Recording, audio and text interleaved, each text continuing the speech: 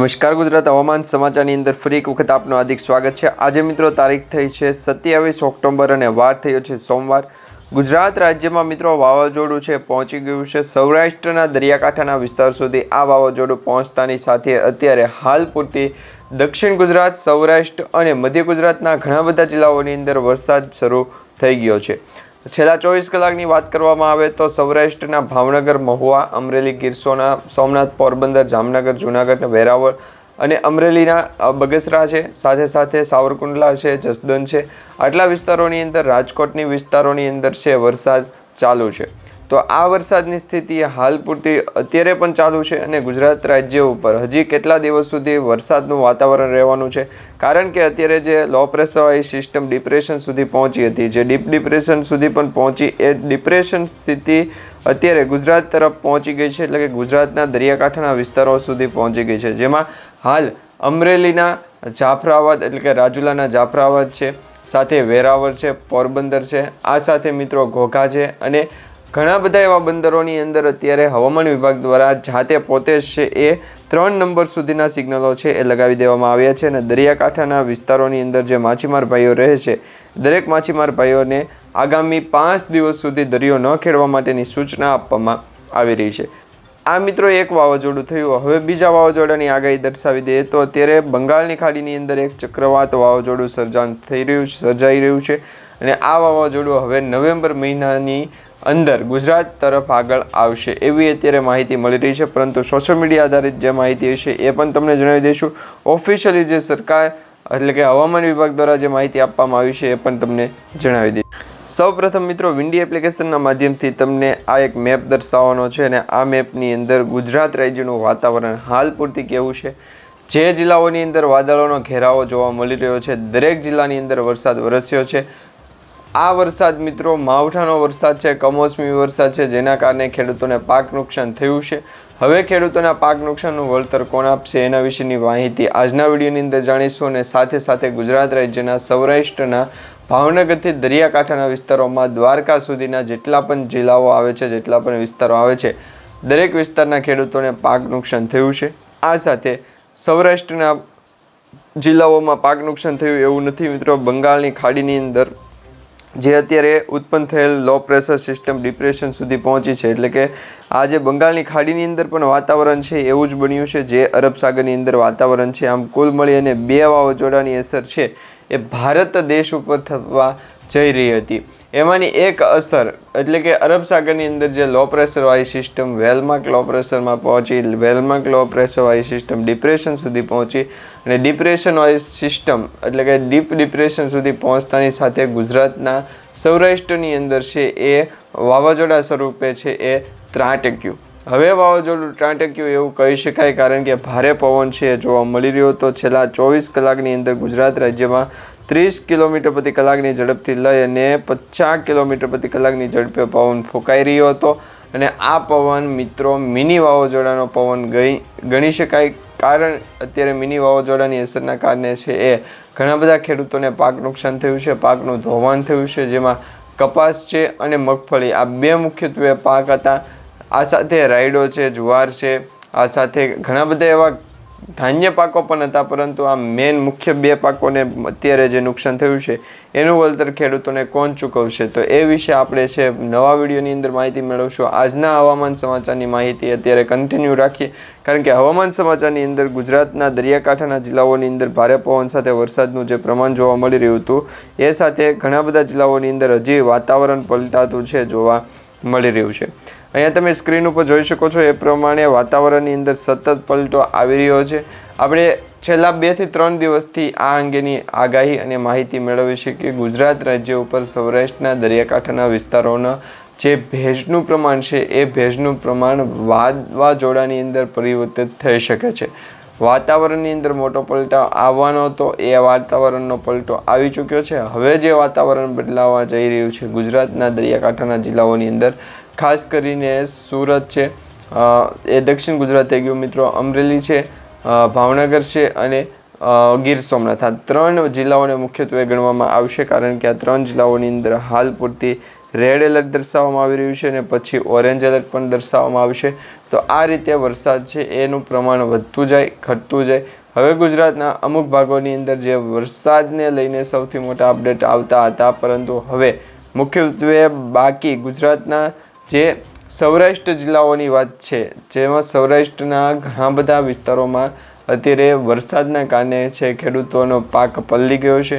આ સાથે પાકમાં છે એ ઘણા બધા નુકસાન આવ્યા છે, જેના કારણે ગુજરાતના ખેડૂતોને પણ અત્યારે છે ખૂબ સપોર્ટની જરૂર બની રહી છે. તો આવો સપોર્ટ મિત્રો તમે અમારી યુટ્યુબ ચેનલને આપ્યો છે, હવે તમે ખેડૂતોને આપવાનો વારો આવી ગયો છે. તો ગુજરાત રાજ્યના ખેડૂતોને છે એ આપણે ફેસબુકના માધ્યમથી પણ સપોર્ટ કરીએ છીએ અને વોટ્સઅપ, યુટ્યુબ અને ઘણા બધા સોશિયલ મીડિયા એકાઉન્ટના માધ્યમથી આપણે એમને સપોર્ટ કરવાના પ્રયત્નો ચાલુ કરી રહ્યા છીએ. હજી ઘણા બધા વિસ્તારોની અંદર વરસાદ શું છે, વાતાવરણની અંદર શું છે, ગુજરાતના દરિયાકાંઠાના જિલ્લાઓની અંદર જલ્દી પેમેન્ટ ભરવું અથવા તો ગુજરાતના દરિયાકાંઠાના વિસ્તારોની અંદર જલ્દી ઉતાવળ રાખી અને વરસાદની આગાહી મેળવવી એ મિત્રો માન્ય ગણાશે નહીં.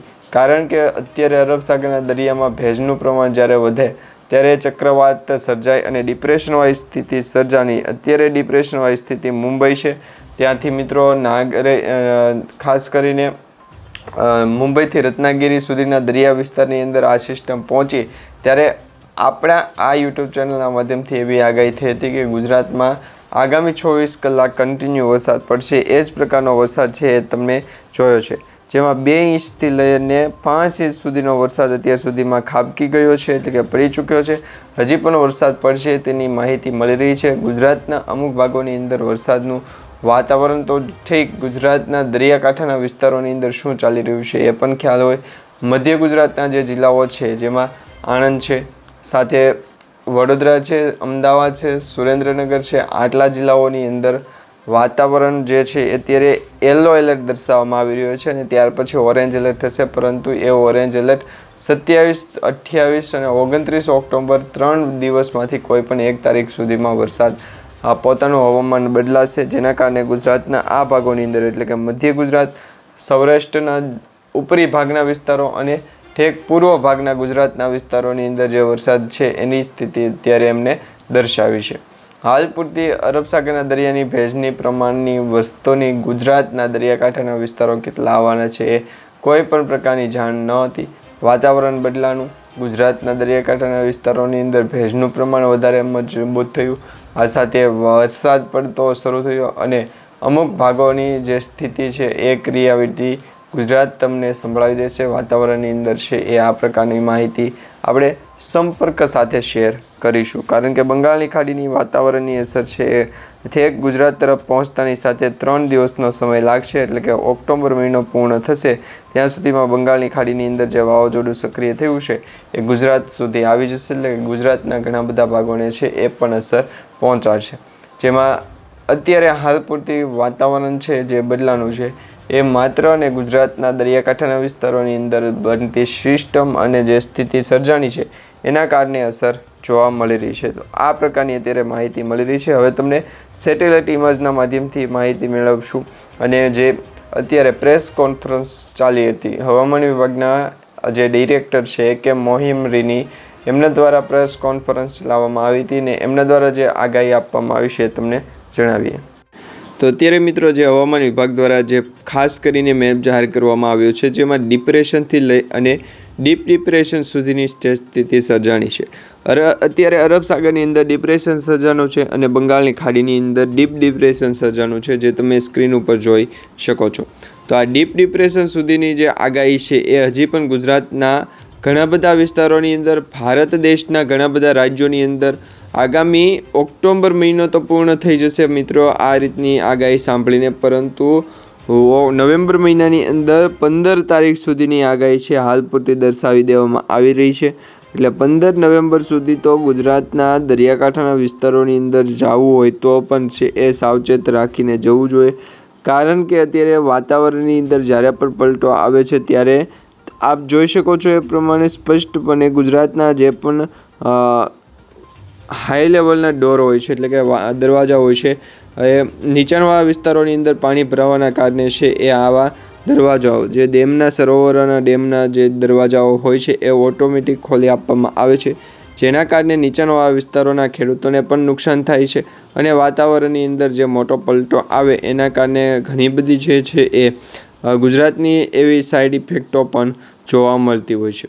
પરંતુ આપણે એ વિષય ઉપર વધારે ચર્ચા નહીં કરીએ અને અત્યારે જે બંગાળની ખાડીની અંદર ડિપ્રેશનવાળી સિસ્ટમ ડીપ ડિપ્રેશન સુધી પહોંચી છે. અહીંયા તમે સ્ક્રીન ઉપર જોઈ શકો છો. આ જે મેપ દર્શાવવામાં આવી રહ્યો છે આ મેપનો ટ્રેક છે અને આ ટ્રેકના અનુસાર વિશાખાપટ્ટનમ, ભુવનેશ્વર, ઓડિશાથી લઈ અને ટેક મિત્રો અરુણાચલ પ્રદેશ, મણિપુરમ, મિઝોરમ આવા જે વિસ્તારો છે એ વિસ્તારોની અંદર વાતાવરણ ફેરવશે. ગુજરાતના દરિયાકાંઠાના વિસ્તારોના ગયા છે એટલે કે એમને 4 થી 5 દિવસનો ટૂર પેકેજ જાહેર કર્યું હતું, પરંતુ હાલ પૂરતી 2 થી 3 દિવસની જે છે એ કન્ટિન્યુ શિફ્ટિંગના આધારે પણ નહીં, ગુજરાતના આધારે જ ઓનલી ફોર છે એ શિફ્ટિંગ અને જે પણ ફેરફાર હોય એ આપણે સમજવું નહીં. તો આ પ્રકારની અત્યારે માહિતી મળી રહી છે ને ગુજરાતના દરિયાકાંઠાના વિસ્તારોની અંદર ભેજનું પ્રમાણ જે વધ્યું છે એના કારણે ઘણા બધા જિલ્લાઓની અંદર વાતાવરણનો જે ફેરફાર છે એ પણ જોવા મળી રહ્યો છે. તો આ પ્રકારે અત્યારે જે બે ઓફ બંગાળ એટલે કે બંગાળની ખાડીની અંદર જે વાવાઝોડું સક્રિય થયું છે એ વાવાઝોડાની અસર અને ગુજરાત રાજ્ય ઉપર ડિપ્રેશન સ્થિતિ જે સર્જાની છે એ વાવાઝોડાની અસર બંને વાવાઝોડા છે એ અલગ અલગ છે. એટલે કે ગુજરાત તરફ આવવાની સાથે વાતાવરણ પણ બદલાનું અને અત્યારે અરબ સાગરની અંદર જે વાવાઝોડું છે એ વાવાઝોડું મિત્રો જે છે એ કમોસમી વરસાદના કારણે જોવા મળી રહ્યું છે. એટલે કે જે માવઠાની અસર છે અને માવઠાનો જે ભાગ છે એ માવઠાના ભાગને કારણે અત્યારે અરબ સાગરના દરિયાને ભેજનું પ્રમાણ વધારે છે. એના કારણે તો ભેજનું પ્રમાણ જે છે એ મિત્રો લગભગ 6 ગુજરાતના દરિયાકાંઠાના વિસ્તારોની વાત કરવામાં આવે તો 6 થી 7 લાખ જેટલી છે એ વાતાવરણની જે અત્યારે છે તમે જે માહિતી મેળવવા માંગો છો તો એ માહિતી પ્રમાણે ગુજરાતના એટલા ભાગનું અત્યારે છે એ વિડીયો શૂટિંગ થાય. તો આ પ્રકારે ગુજરાતના સ્કોર્પિયો છે ઘણી બધી એવી મોટી લક્ઝરીઝ કાર છે જેમને આપણે જ્યારે પણ જોતી હોય તો ત્યારે એક જ કોન્ટેક્ટ કરવાનો રહેશે. તો આ પ્રકારે માહિતી છે એ ગુજરાતના દરિયાકાંઠાના વિસ્તારો સુધી પહોંચી છે અને હજી પણ પહોંચતી રહેશે. અરબ સાગરના દરિયાની અંદર ભેજનું પ્રમાણ વધ્યું છે. તો આવા ઘણા બધા પ્રશ્નો અને દાખલાઓ ગણાવી શકીએ એમ નથી. હાલ પૂરતી મિત્રો જય માતાજી. ગુજરાતના દરિયાકાંઠાના વિસ્તારોને લાયક જે પણ કામકાજ હોય તો અડધી રાતે છે એ બિનજંદસ પૂછી લેવું, મંગાવી લેવું જરૂરી હોય તો કામનું જે થતું હશે એ માહિતી સ્વરૂપે આપણને મળતું રહેશે.